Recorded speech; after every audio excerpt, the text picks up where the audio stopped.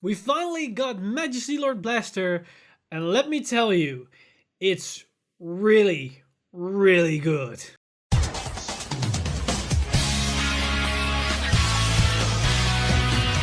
up!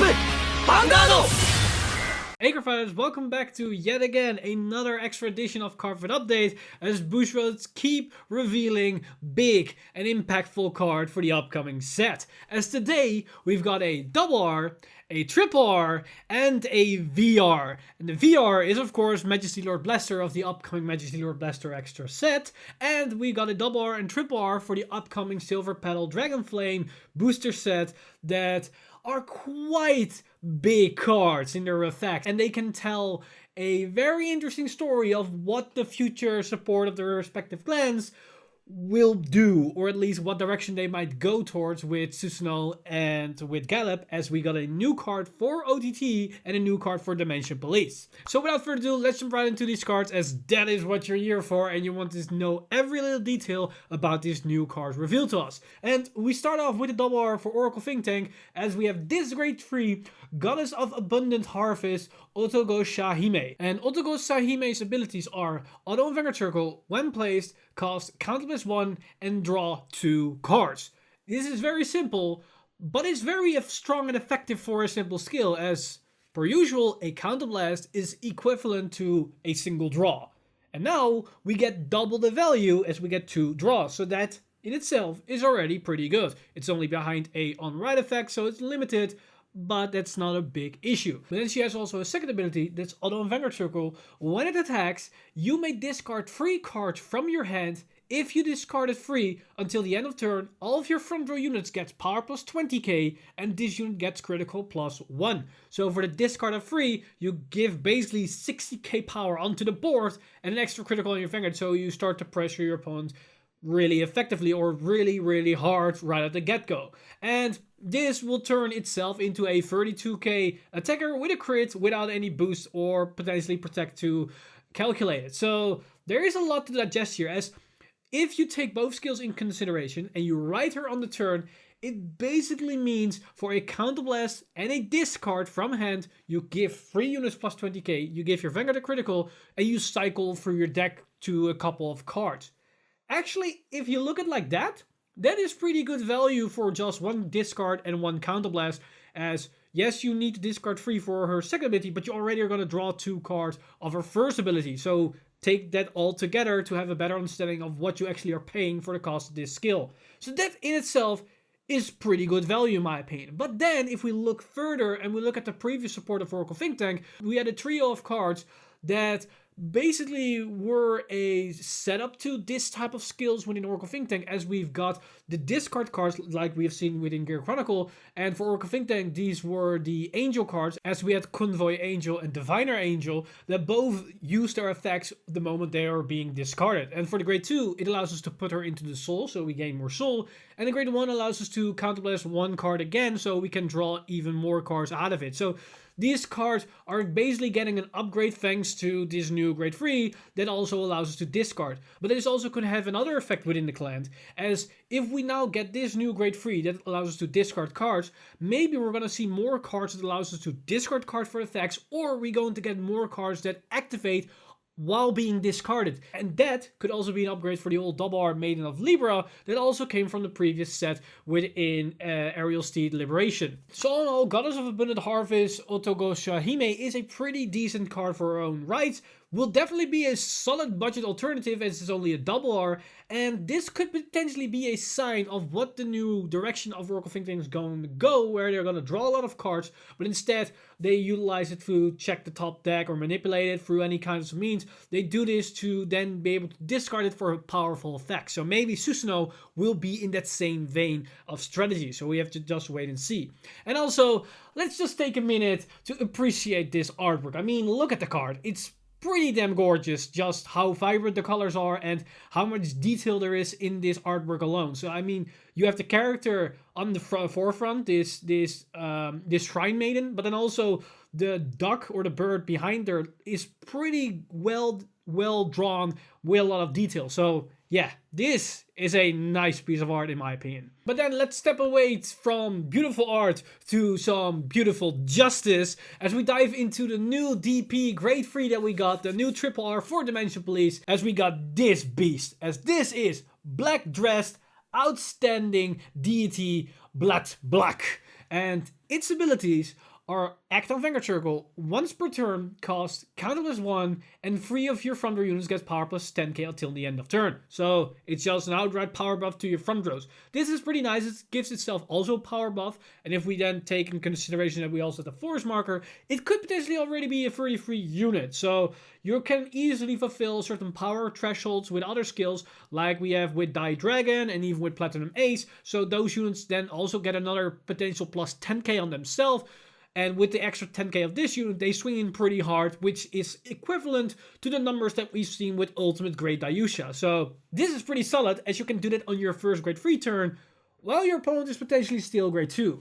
But then it also has a second ability, and this is where things start to get really interesting, as he has Auto Vanguard Circle. At the end of the battle it attacked, look at the 7 cards from the top of your deck, reveal up to 1 Grade 3 card from among them, and put it into your hand and shuffle your deck. So this part of that skill is similar to how Die Liner worked, only Die Liner could put anything from the top 7 into his hand. This can only put a Grade 3, but this skill is free. It doesn't cost you Counterblast, it doesn't cost you Soul Blast, so it is a potential 3+1 that fetches a Grade 3. That's pretty good, as it can search out your Ultimate Grade Dayusha. But it also has a second part to that skill, as if your opponent's Vanguard is Grade 3 or greater, cost, discard 2 cards from your hand, write a Grade 3 card other than black dressed outstanding deity Blood Black from your hand as stand, and that unit gets power plus 10k and drive -1 until the end of turn. So if your opponent is already Grade 3 and you're sitting on this thing, you can attack, get potentially a Grade 3 out of the top 7 and add it to your hand, and then you can discard 2 cards to rewrite another Grade 3 from your hand, which will swing in with an additional 10k power and only a single drive check. This effect is pretty strong, because it's somewhat similar to Ultimate Grade Dayusha. The only difference is, if you went second, you can do this on the first Grade 3 turn. And don't forget, because you're rewriting, you also attain an extra force marker, which is pretty good value, as it can potentially mean that the second Vanguard isn't swinging with an extra 10k or a potentially extra 20k because you already have a force marker. It will swing with an extra 30k, as you have 2 force markers and the plus 10k, meaning it's a 43k attack that will swing in with a single drive check, which is pretty good. But on overall card economy, this skill costs you 3 cards from hand and you will only draw in 2 back. So you will lose out on a single card, but you trade that in for a force marker and an extra Vanguard swing. I think that's pretty good, as it doesn't cost you Counterblast, it doesn't cost you Soul Blast. Also, this will generate 1 extra soul, so that's also something to keep in mind. So for that value, I don't mind it. And if you're thinking like it only costs 2 discards, so it should only cost 2 from hand, and you're going to gain 2 cards, so it should be equal. Well, not really, as you also need to rewrite a Grade 3 from hand. So that's the 3rd card in hand you're sacrificing. But honestly, I think that's pretty good, as you can just tag this in any type of DP build, and it doesn't take away from any of your actual resources for your potential finishing plays, as this skill itself just gets pressure onto your opponent, and it doesn't cost you Counterblast, it doesn't cost you Soul Blast to do this. So you can save all those resources for those actual important turns. And the interesting thing is that this can synergize with a lot of interesting cards, as we have Super Dimensional Robo Die Liner, and if we go into that card, it basically gives you value out of the fact that you're starting to draw into Grade 3s from its first part of this skill. So you can then utilize those cards as defensive shields, as Die Liner allows you to use them as shields during your opponent's turn. You can also go into the old Dayusha, as I explained, the second Vanguard swing will probably be 43k.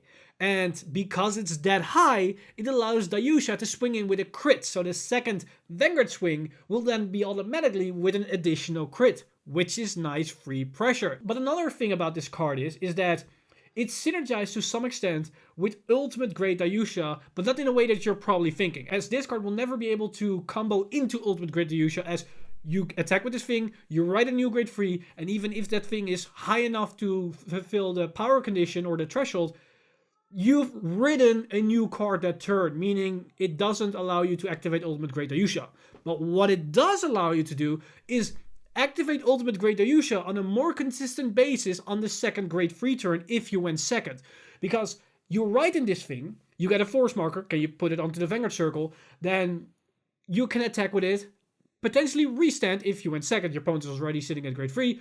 You write again that turn, and it gets an additional force marker, so the Vanguard will be passively 33k, which is a much easier number to then bring up to 45k to fulfill the condition for Ultimate Great Ayusha.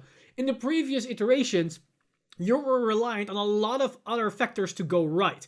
You had a lot of power-up skills that via Die Dragon or Die Brave or other cards, or you needed to sit on Die Liner and hope you hit the target so you get an additional 20k. As on your first ride, you get one marker, but the second turn you cannot actually ride, because if you ride, you can no longer use Ultimate Great Ayusha. Now with this card, you get 2 rides in one turn and then basically set up for the second turn and then go into Ultimate Great Ayusha. So it is interesting how this interact with those other aspects of DP, and this is just the beginning, as we have multiple grade 3s that will come out of this set. The new VR, Gallop, will also probably synergize with this card. So the possibilities of this card are basically endless, and even with future support, this card could even become better and better and better. So I think Black is a really nice addition to DP, somewhat in the same power level, maybe a little bit weaker than Ultimate Great Ayusha, but definitely not something to underestimate. This is, in my opinion, a really good grade 3. And the artwork is also pretty nice, as it is a little bit different than we're used to with the giant robots of DP, but definitely not something that is disappointing. But now with the new DP and the new OTT card out of the way, let's take a look at the new boss unit of the Majesty Lord Blaster deck. That is, of course, Majesty Lord Blaster. As here we have Majesty Lord Blaster in all its majesty, as its skills are continuous on Vanguard and Rearguard Circle. If Blaster Blade and Blaster Dart are in your soul, this unit gets critical +1, and if this unit is on your Vanguard Circle, it gets power +5k and drive +1. So this card also works on Rearguard Circle, so you can swing it with multiple crits over multiple attacks, which is really nice. But more importantly, this skill is active during both players' turns. So it allows you to sit on an 18k base during your opponent's turn, which is insane, as it's much easier to guard against a lot of other attacks.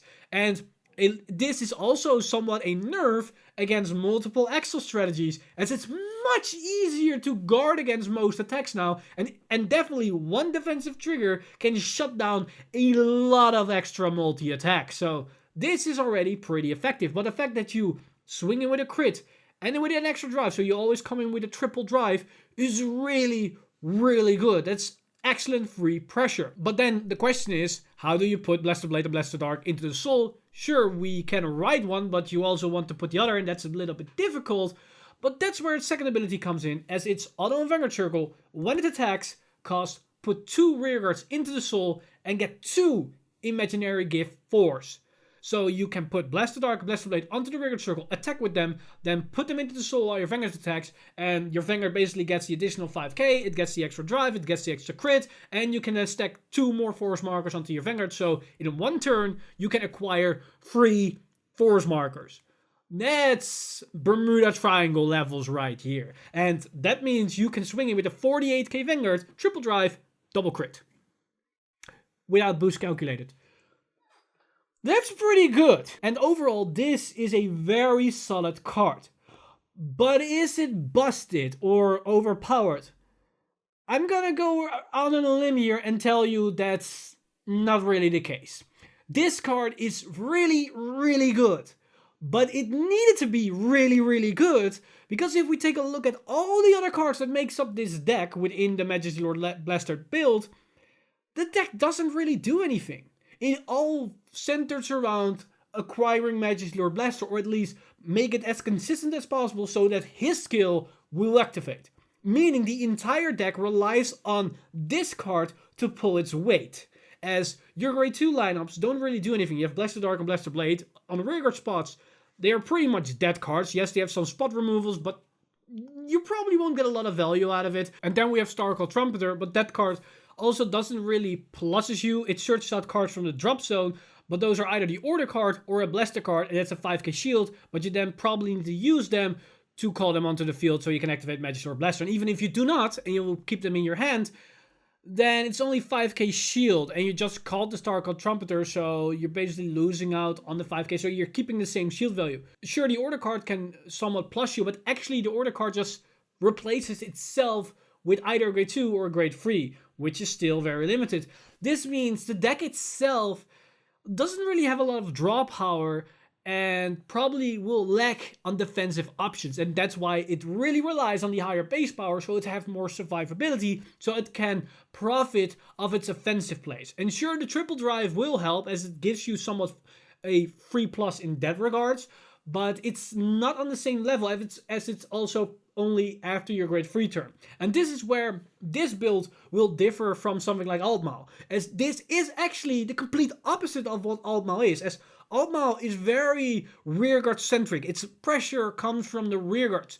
The new Altmal VR will give the rearguards the pressure, not himself. And Majesty Lord Blaster gives himself the pressure, and your rearguards are basically jokes for what it does. They don't really apply a lot of pressure. Sure, the extra imaginary gift force markers can help you with that, because the upside to those imaginary gifts is that they don't need to be placed on the Vanguard circle. You can place them onto the rearguard circle, which allows you to be more offensive. And you can do some shenanigan plays where you can go for force 2, then place it onto the rearguard circle, call the Blaster Blade or Blaster Dark in the same column, so you swing with a 10k with the double crit, and then attack with the Vanguard, put them into the soul, acquire 2 gifts, so you put one onto the Vanguard circle and one onto the other column, and your Vanguard comes with a triple crit, and then the other column will also come with an extra crit. If that is a rearguard Majesty Lord Blaster, then it can also come with triple crit. And then you can call the Majesty Lord Blaster to the rearguard circle and swing with triple crits constantly, which can be annoying, but isn't really deadly, as the numbers you're making aren't really that high except for your Vanguard, and that can just be PG'd in some occasions. So the card is really strong, but I don't believe that the support around it allows it to be a very strong, solid deck overall. The deck is consistent in what it wants to do, but besides that, your early game will be very, very mediocre at best. It's not in the same ballpark as the early game that Altmal can dish out, with their bouncing and searchers and callers and whatnot. And the other thing that's interesting about Majesty Lord Blaster, which kind of give it more value, is that you can put multiple rearguards into the soul turn after turn, so you can keep acquiring multiple markers. Sure, you will minus yourself, and that's another thing, as you keep them minusing, so your defense will lower, but it can help you to put out even more and more pressure, and basically tell your opponent, alright, you can PG me, but if you stop PGing me, you're basically dead. So that is another thing about it, and it's a nice premium card as well, as it can potentially revive the Blaster plays within premium, as the old iteration relied on Alfred, and you use Tarna to superiorite multiple Alfreds, so you can stack up on force markers and then swing with Blaster Blade that then could restand thanks to Flowgall. But in this case, you can basically write this thing as a first grade 3, and to some extent either give away the first right, but it doesn't have to be. But if you do, you can write this thing, acquire a force marker, attack, put 2 units into the soul, and then acquire 2 more force markers, put them all into the rearguard circle. That's already free.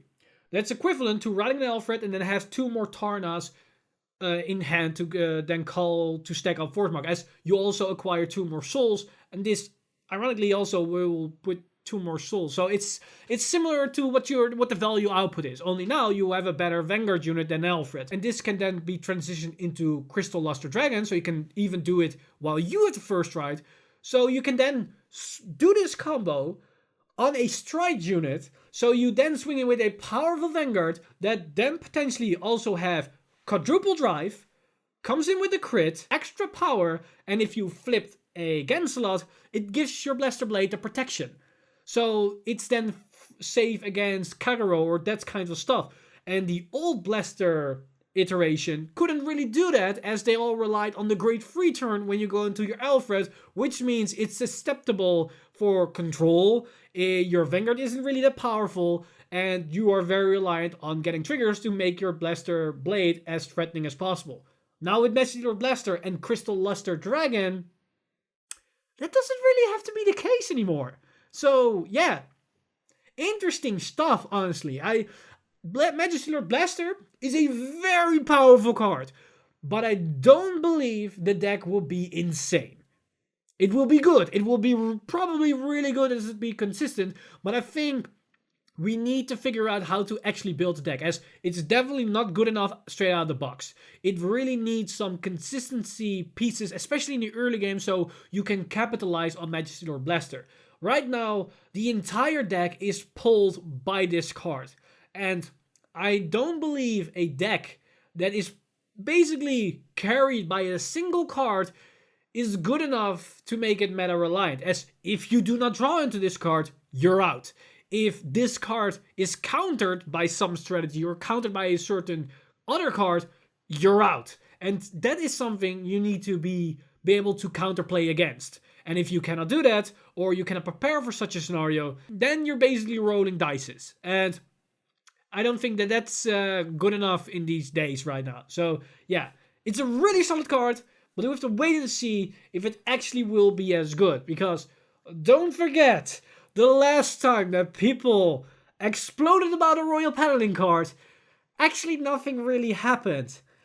Looking at you, Ganslot. So yeah, keep that in mind when analyzing this card or discussing about the potential of this card. But that's basically all the reveals that we got today. We got 3 very interesting new cards, especially one for DP and the one for Royal Paladin is gonna be a very interesting aspect to their clans, as it can change up a lot. Either in standard or premium, they will do something within their respective clans. How much and when? Not sure, but it's basically a question of when, than if it's a question of if. But that's basically everything for me today. Let me know in the comments down below what you guys think of these new cards that we got for Royal Paladin, Oracle Think Tank, and Dimension Police, as there are a lot of things to discuss or to analyze or talk about these cards, as these are very interesting new pieces of cardboard that we got for Cardfight Vanguard. So let me know your thoughts and opinions in the comments down below. As always, this video has been brought to you by our lovely patrons over at patreon.com/Vanguard Insider. You guys are amazing. If you do want to support the channel or everything that's happening on the channel, then you can do that by simply going over to patreon.com/Vanguard Insider and become a patron today. But with that said, I'm Mr. Timeleap, and I see you guys in the next one!